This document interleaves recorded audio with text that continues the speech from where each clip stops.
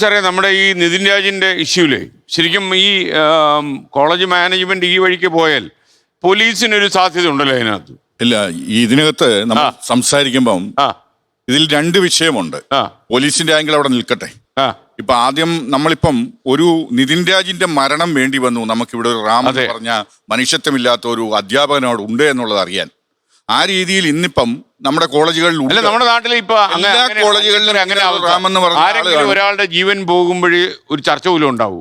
അതെ, അത് നിർത്തലാക്കുക എന്നോ അല്ലെങ്കിൽ ഇതിനെ എന്ത് പ്രതിരോധം നമുക്ക് തീർക്കാമെന്നുള്ളതാണ് ഇതിൽ നമ്മൾ മനസ്സിലാക്കേണ്ടത്. ഇതുപോലെ പീഡനം അനുഭവിക്കുന്ന സാമ്പത്തികമായിട്ടും അല്ലെങ്കിൽ സാമൂഹികമായിട്ടും ഒക്കെ പിന്നോക്കം നിൽക്കുന്ന അല്ലെ ജാതീയമായിട്ടും ഒക്കെ പിന്നോക്കം നിൽക്കുന്ന വിദ്യാർത്ഥികൾ ഇവിടുന്ന് കേരളത്തിൽ പല കോളേജുകളിലുമുണ്ട്. ഇതിപ്പോൾ ഒരു കച്ചവടം, വിദ്യാഭ്യാസം കച്ചവടമായതിൻ്റെ ഒരു ബൈ പ്രോഡക്റ്റാണ്, അല്ലെങ്കിൽ അതിൻ്റെ ഒരു ഉൽപ്പന്നമാണെന്ന് നമുക്ക് പറയാൻ പറ്റൂ.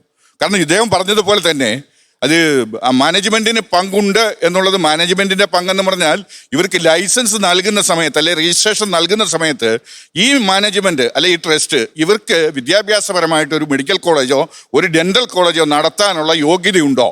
ഇവരുടെ മറ്റ് കച്ചവടങ്ങളൊക്കെ എന്താണ്? വെറുതെ ഒരു കച്ചവടത്തിനാണോ ഈ കോളേജ് തുടങ്ങിയിരിക്കുന്നത്? ഇതൊക്കെ അന്വേഷിക്കാനുള്ള ഒരു സംവിധാനം നമുക്കിവിടെ വേണം. ഇത് സംവിധാനത്തിന്റെ അല്ലെങ്കിൽ എന്താണ് സിസ്റ്റത്തിന്റെ ഫെയിലിയറാണ് നമുക്കിവിടെ കാണാൻ സാധിക്കുന്നത്. ഇപ്പൊ ഈ പ്രിൻസിപ്പൾ ലോൺ ആപ്പ് എന്തുമായിക്കോട്ടെ 15,000 രൂപ ലോൺ എടുത്തു. ഈ അധ്യാപകന് അത് അറിയാൻ പാടില്ലായിട്ടല്ല, പ്രിൻസിപ്പളിന് അറിയാൻ പാടില്ലായിട്ടാ അല്ല, അയാളുടെ വിഷ്വൽസ് വന്നു. നമ്മൾ അതിന് ശേഷമാണ് ഇതിനകത്തെ കാര്യങ്ങൾ മനസ്സിലാക്കുന്നത്. ഈ ലത എന്ന് പറയുന്ന ടീച്ചറും അവർക്കും അറിയാം ഈ കുട്ടിക്ക് സാമ്പത്തികമായിട്ട് ബുദ്ധിമുട്ടുള്ളതാണ്. അയാളുടെ അച്ഛനെ ഒന്ന് വിളിച്ചു ചോദിക്കാം, അല്ലെങ്കിൽ അയാളുടെ വീട്ടിലൊന്ന് അറിയിക്കാം, നിങ്ങൾ അറിഞ്ഞിട്ടാണോ ഈ കാശ് വാങ്ങിച്ചിരിക്കുന്നത് എന്നുള്ളത് മനസ്സിലാക്കാം. വിദ്യാർത്ഥി രാഷ്ട്രീയം ഇപ്പം നമുക്കറിയാം, ഇന്റേണൽ അസസ്മെന്റ് വെച്ചിരിക്കുന്നതിന്റെ ഒരു പ്രത്യേക ഒരു ലക്ഷ്യമെന്ന് പറയുന്നത് അവിടെ കുട്ടികൾ അച്ചടക്കത്തോട് പഠിക്കണമെന്നുള്ളത് മാത്രമാണ്. അതിൻ്റെ മേൽ കുട്ടികളുടെ മേൽ കുതിര കയറാനുള്ള ഒരു ലൈസൻസ് അല്ലത്.